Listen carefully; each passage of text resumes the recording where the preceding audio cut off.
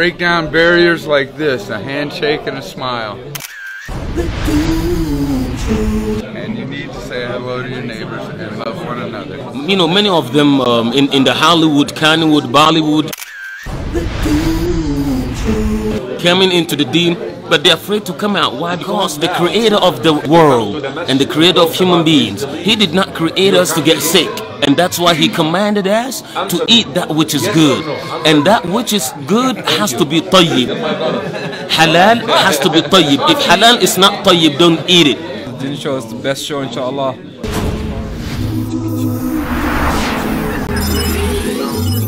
Assalamu alaikum, guys. We're here in Colorado having some nice breakfast. Shay, you just said something interesting. You were mentioning all these different countries.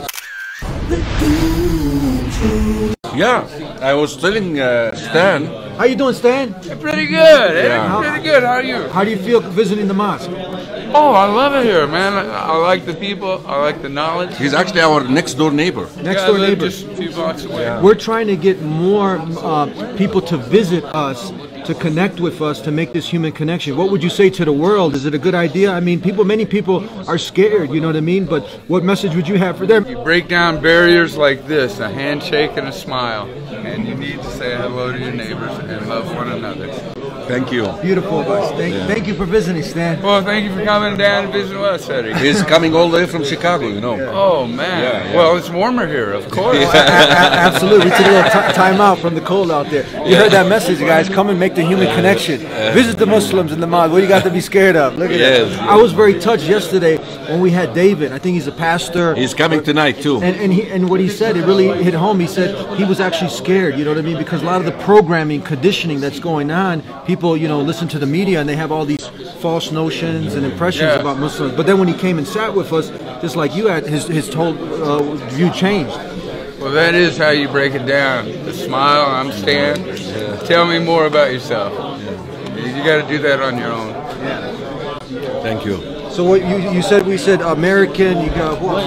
Will you be a leader by proxy? He was commenting on his church, and I was telling him that we have so much diversity here that out of, you know, this world basically. And I just counted physically, brother Muzaffar from Kashmir, India, your father of course from Bosnia, brother Sami from Algeria, Sheikh Okasha from Ghana, brother Adil from Pakistan. From Ghana? Ghana. Myself from Egypt. Brother Hilmi is from Indonesia. Brother Abdel Hafid from Palestine.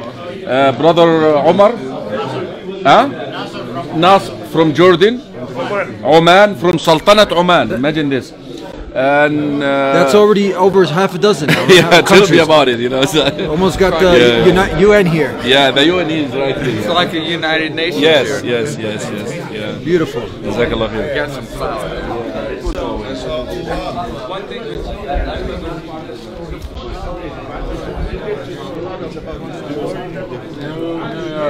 I've got to go to the gym and exercise. Well, you get old like me, you got to start doing that. Mindset. ربنا يكرمك. هنقول لك For your father.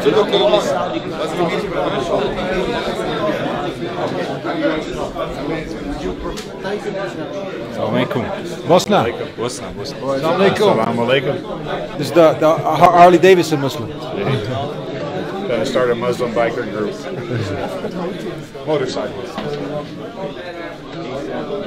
Assalamu alaikum. Walaikum salam. Brother Eddie's with the real mountain man here in Denver. How you doing? Alhamdulillah. Somalia.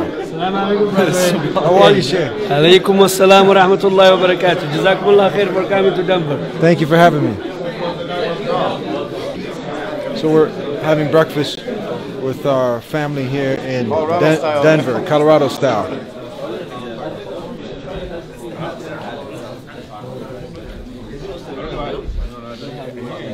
Yeah.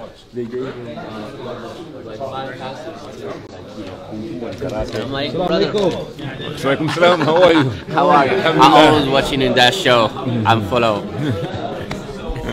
Good to meet you. Watch the TheDeenShow. Always. MashaAllah. This is a brother that I really love. The TheDeenShow is the best show, inshallah.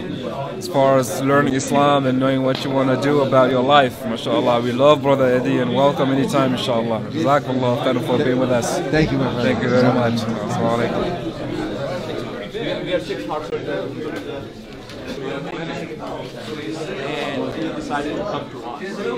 From Ghana. How are you? Sheikh say I'm from Ghana. I'm from Ghana. Not Ghana, where? I'm Plato from Pluto. From where? I'm Plato from Pluto. From planet, from what? You know I'm Plato, right? And Planto. Yeah, I'm Plato from Pluto. Where's that? That's a city in Ghana. Oh, that's a city in Ghana. Okay. Yeah. MashaAllah. I'm kidding. You know, your brother, man, your brother from Ghana. You know, Philly boy with New York swagger. You know, we ask Allah subhanahu wa ta'ala to bless you and bless your family. We have Sheikh Eddie with us. Inshallah, today after Salatul Fajr, we're having good breakfast. Barakallahu feek. You mentioned that there's a lot of people who are coming to Islam, but they're scared to come out. They're scared because of the winning team mentality. Exactly. You know, many of them in the Hollywood, Kannywood, Bollywood, coming into the deen, but they're afraid to come out. Why? Because they've seen that wherever Muslims are mentioned, it's sort of like problems, affliction, turmoils, so they may wind up losing their seats in the Hollywood. So they rather keep it between them and Allah, between them and their Creator, until they get, you know, grounded to see whether Muslims will come out of that box.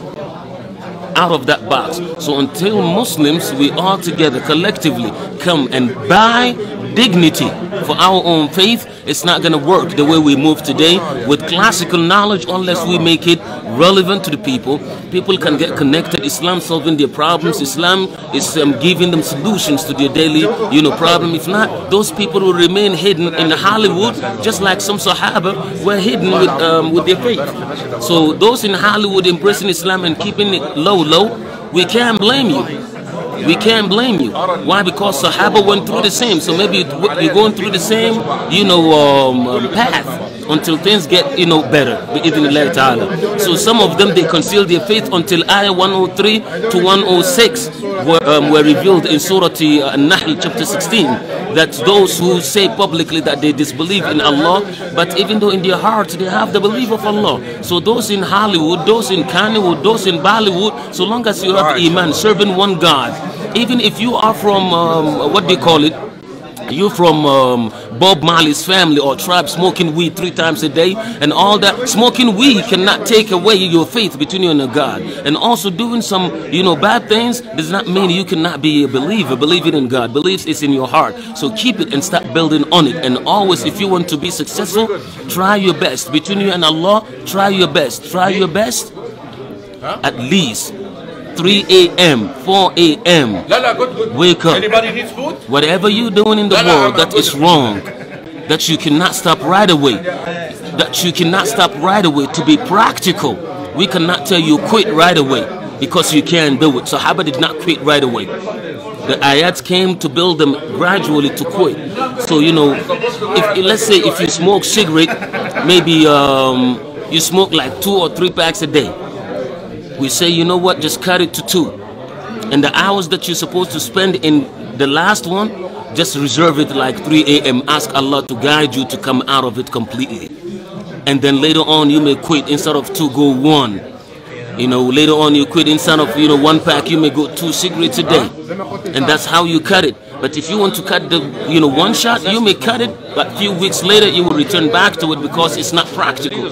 So gradually come out of whatever you're into it. And make sure you make dua in the morning, 3 a.m., 4 a.m. That's when Almighty, your Creator and mine, asking, who wants help? I'm right here to help. Who wants to be forgiven? I'm here to forgive. Who wants success? I'm here to grant. You will be granted, inshallah. I usually, if you can comment on this, I usually leave people with homework. People who are, you know, intelligent, they're searching for why am I here? Why have I been created? What's my purpose? It's a long hadith, but in the last part where the Creator is saying, all of my slaves are misguided unless I guide them. So ask me of my guidance. Oh boy. So I leave people with that simple homework. Ask the Creator alone to guide you. What do you got to say? Oh boy, I tell you what, that hadith, Yeah, I know. That's why I called you. I don't want to say it's the super heavyweight hadith. It's beyond that. This is hadith of Muslim. Prophet ﷺ said, as Imam Muslim reported, that كُلُّكُمْ ضَالٌ إِلَّا مَنْ هَدَيْتُ يَا عِبَادِي, O my servants, all of you are misguided. All of us, in no exception. Those in Egypt, those in Saudi, those in Mauritania, those in Africa, those in Asia, those in America, us here in America or in Denver, Colorado right now, every single soul or every single person is misguided. Period. Who are guided? Those whom Almighty Allah had guided. So ask me for guidance, I will guide you. So whatever you're doing wrong, don't worry about what people say about you. Worry about that hadith that everybody is misguided except those whom Almighty Allah has guided. So ask me for guidance, I will guide you. So your homework that you will take, go home tonight. And Prophet ﷺ, imagine, Shaykh, Prophet himself used to ask Allah subhanahu wa ta'ala to keep him upon the path. So if Prophet had asked to be kept upon the path, is there any exception, Shaykh? Not at all. Not at all. See, in the hadith, Allahumma fa'anta fatir as-samawati wal-ard, alim al-ghayb wash-shahada, anta tahkumu bayna ibadika fima kanu fihi yakhtalifun, ihdina lima ikhtalafa fihi min al-haqq bi-idhnik. Guide me, the portion that I want, the point. Guide me and take me out of the schism or out of the arguments that your slaves may found themselves in. Take me out and guide me. And do not allow me to get caught in problems, get caught in arguments, get caught in division, get caught in schism. Guide me and take me out. If your Prophet had made it, and this is the dua, ihdini lima ikhtalafa fihi min al-haqq bi-idhnik. Memorize this hadith. TheDeenShow had come to you with this. Memorize it. Ihdini lima ikhtalafa fihi min al-haqq bi-idhnik. Again, ihdini lima ikhtalafa fihi min al-haqq bi-idhnik. That's the homework of the day. Last thing I want to ask you, because obviously Islam is a complete way of life. Nothing is left out. So we talked about the spiritual, now the physical. Beautiful ayah, and Islam has all the solutions. Nowadays, chronic diseases are skyrocketing. Cancer, 1 out of 2 men are expected to have cancer, 1 out of 3 women. 95% of the chronic diseases are related to the food choices that we are making. There's a beautiful ayah in the Quran. All of them are beautiful. One I want to share with you is in chapter 2, 172, where the Creator Allah subhanahu wa ta'ala is saying, Ya ayyuhalladhina amanu kulu min tayyibati ma razaqnakum washkuru lillahi. Look, Allah is saying, O you who believe, eat of the good food that I have provided for you and be grateful. What can we take on it when Allah is talking about the real food, the food now that is this food, like nowadays we're seeing a lot of fake food that's getting people sick.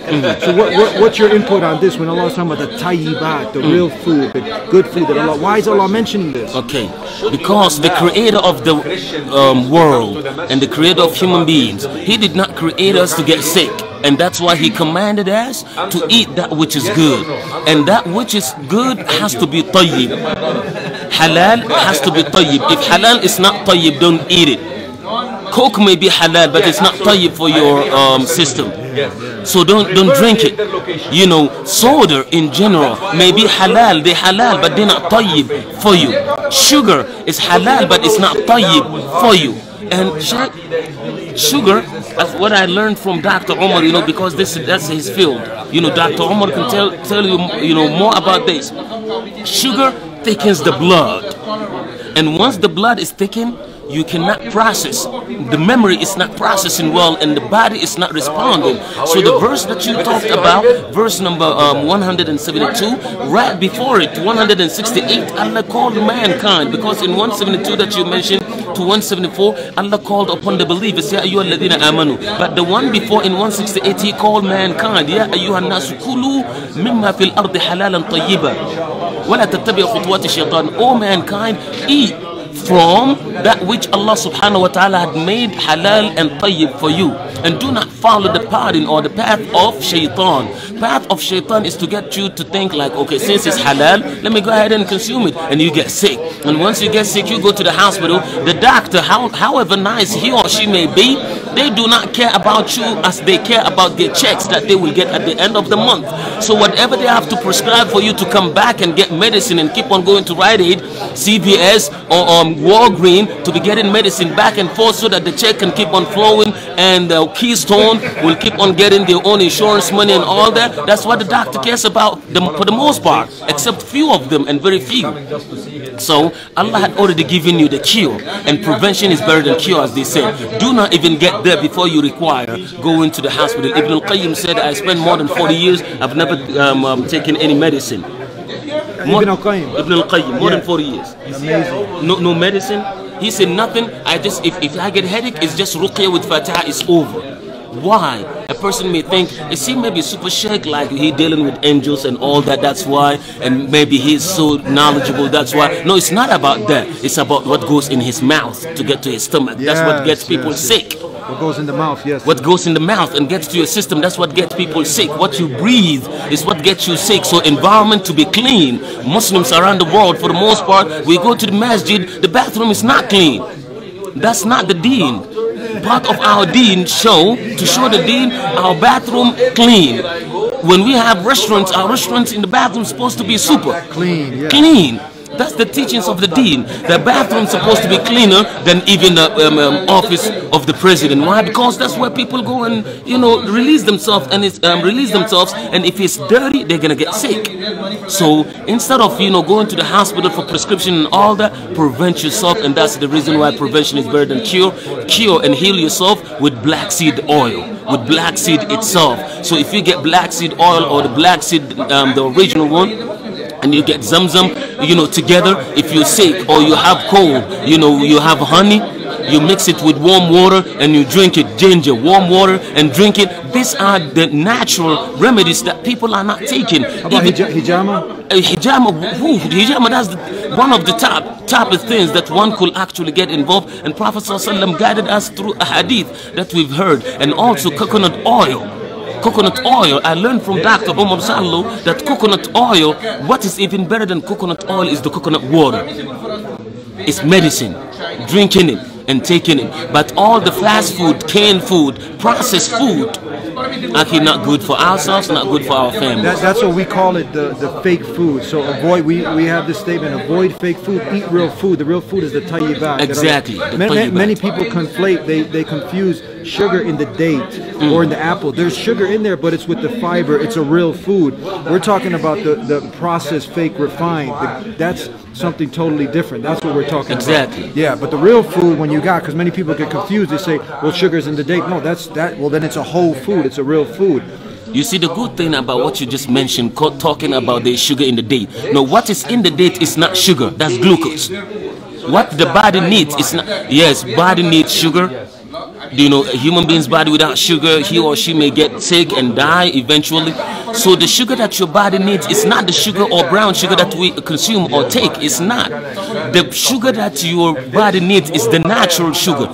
The sugar that is found in dates. It's found in when we eat bananas, apples, bananas, oranges. These are actually halal tayyibat because they contain the sugar that body needs. So this sugar, even though we call them sugar because they're sweet, but they are not sugar. That's the glucose that human being's body needs. So if you want more of this, Dr. Omar here even put some herbs together for Muslim world and non-Muslim world. Where's the Sheikh Omar that you're talking about? Dr. Omar is in New York. It's when it comes to he's a doctor by profession and grounded. And the same token, I don't know of any doctor in America who had combined natural medicine with today's medicine with Tibb al-Nabawi like Dr. Omar as of today. So people check him out and get him assess you, and through Al-Hirz Institute you can go to www.alhirz.org and just send a message. Dr. Omar will respond to you, inshallah ta'ala. Inshallah, we'll look to have him on the program and talk more about this. Inshallah. Thank you for sharing those thoughts. It's my pleasure. It's my pleasure. Shukran.